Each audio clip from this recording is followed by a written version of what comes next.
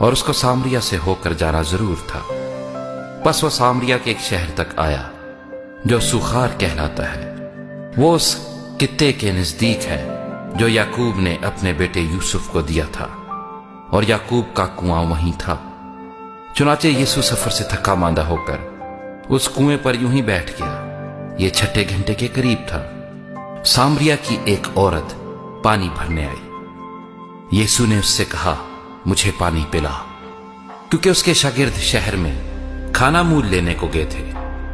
उस सामरी औरत ने उससे कहा कि तू यहूदी होकर मुझ सामरी औरत से पानी क्यों मांगता है, क्योंकि यहूदी सामरियों से किसी तरह का बर्ताव नहीं रखते।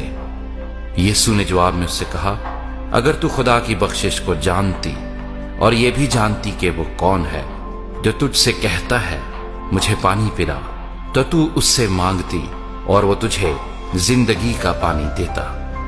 औरत ने उससे कहा, ऐ खुदावंद, तेरे पास पानी भरने को तो कुछ है नहीं और कुआं गहरा है, फिर वो जिंदगी का पानी तेरे पास कहां से आया?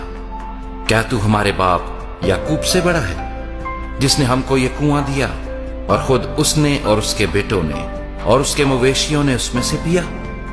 यीशु ने जवाब में उससे कहा, जो कोई इस पानी में से पीता है वो फिर प्यासा होगा, मगर जो कोई उस पानी में से पिएगा जो मैं उसे दूंगा वो अब तक प्यासा ना होगा, बल्कि जो पानी मैं उसे दूंगा वो उसमें एक चश्मा बन जाएगा जो हमेशा की जिंदगी के लिए जारी रहेगा।